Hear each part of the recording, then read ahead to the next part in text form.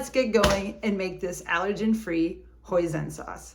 Sure, you're wondering, why don't you just go out and buy like the coconut hoisin sauce? Well, I used to until my clients basically let me know we need to be coconut free too, on top of soy free and gluten free.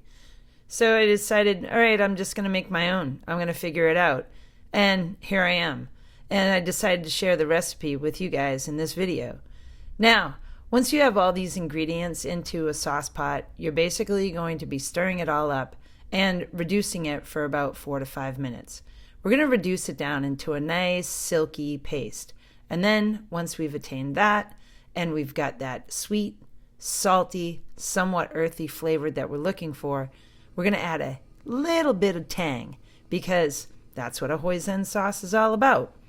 So once we've got it mixed up and it's smooth and creamy and adjusted to our liking, we're going to compile it together into our favorite jar, and then you can store it in your refrigerator for up to 3 to 4 weeks.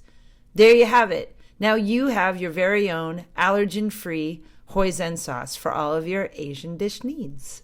Do you happen to feel like you just performed some sort of witchcraft in your very own kitchen, but the end result was this oh so fragrant and beautiful hoisin barbecue sauce? You're right, you did. But